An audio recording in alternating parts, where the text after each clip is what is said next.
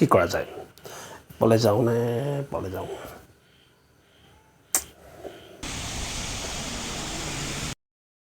দাদা শুনচোন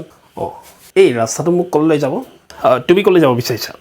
নাজানো কলৈ যাম তেতিয়া তুমি যিকোনো এটা ৰাস্তা লৈ লোৱা কি পাৰ্থক্য পৰিবনো কিমান সঁচা কথা আমাৰ মাজৰ বেছি সংখ্যক মানুহৰ অৱস্থা এই মনোজনৰ দৰে কাৰণ আমি নিজেই নাজানো যে আমি কলৈ গৈ আছোঁ লক্ষ্যহীনভাৱে দিশ হাৰা হৈ আমি জীৱন যাত্ৰাত গৈ থাকোঁ মাথো গৈ থাকোঁ কিন্তু গৈ ক'তো উপনীত নহওঁ জীয়াই থকাৰ পৰিৱৰ্তে জীৱনটো আমি মাথো কটাই দিওঁ কোনো বাছ বা ট্ৰেইন কলৈ যাব সেই আলোচনা কৰি আপুনি তাত যাত্ৰা কৰিবনে নিশ্চয় নকৰে কাৰণ আমি তেনেই বাছ বা ট্ৰেইনত যাত্ৰা কৰিলে বিপদত পৰিব পাৰোঁ কিন্তু আমি জীৱনৰ যাত্ৰাত গন্তব্যস্থান নজনাকৈ লক্ষ্যহীনভাৱে যাবলৈ ৰাজি হৈ যাওঁ যাৰ ফলত আমাৰ জীৱন নিথৰুৱা আৰু অৰ্থহীন হৈ পৰে সেয়ে আমি আমাৰ জীৱন সাৰ্থক কৰিবৰ বাবে লক্ষ্য নিৰ্ধাৰণ কৰিবই লাগিব আৰু সেই লক্ষ্য হ'ব লাগিব স্থিৰ আৰু স্পষ্ট যদি আমাৰ লক্ষ্য অস্থিৰ আৰু অস্পষ্ট হয় তেন্তে আমি যিমান পৰিশ্ৰম কৰিলেও সেই লক্ষ্য প্ৰাপ্ত কৰিবলৈ সফলতা লাভ কৰিব নোৱাৰিম উদাহৰণস্বৰূপে প্ৰখৰ ৰ'দত এটা শক্তিশালী মেগনিফাইং গ্লাছে তেতিয়ালৈ কাগজত জুই ধৰিবলৈ সক্ষম নহয় যেতিয়ালৈ ই লৰচৰ হৈ থাকে কিন্তু যদি আমি ইয়াক অলপ সময় স্থিৰতাৰে ধৰি থাকোঁ তেতিয়া একেবাৰে কাগজত জুই ধৰিবলৈ সক্ষম হয়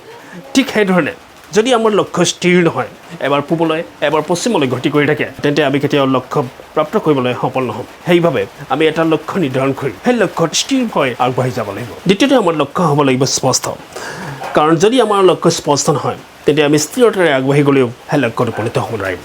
আহক ইয়াক এই কাহিনীৰ জৰিয়তে স্পষ্ট কৰোঁ মহাভাৰতত গুৰু দ্ৰোণাচাৰ্যই এদিন তেওঁৰ শিষ্যসকলক ধনুৰ্বিদ্যা শিকাই আছিল তেখেতে লক্ষ্যৰ ৰূপত এজনী কাঠৰ চৰাই গছৰ ডালত ৰাখিলে আৰু শিষ্যসকলক চৰাইৰ চকুত লক্ষ্য নিৰ্ধাৰণ কৰিবলৈ ক'লে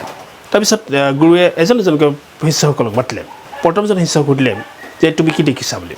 শিষ্যজনে উত্তৰ দিলে গুৰুদেৱ মই আকাশ গছ গছৰ পাত গছৰ ডালত থকা চৰাই আৰু চৰাইৰ চকু দেখিছোঁ গুৰুৱে শিষ্যজনক ৰ'বলৈ ক'লে তাৰপিছত এজন এজনকৈ প্ৰত্যেকজন শিষ্যক তেওঁক মাতি সেই একে প্ৰশ্নই সুধিলে কিন্তু প্ৰত্যেকজন শিষ্যৰে উত্তৰ প্ৰায় সেই একেই আছিল তাৰপিছত অৰ্জুন আহিল অৰ্জুনকো সেই একেই প্ৰশ্নই সোধা হ'ল অৰ্জুনে ক'লে গুৰুদেৱ মই মাথো চৰাইৰ চকু দেখিছোঁ গুৰুৱে ক'লে বহুত ভাল কথা এতিয়া তীৰ এৰা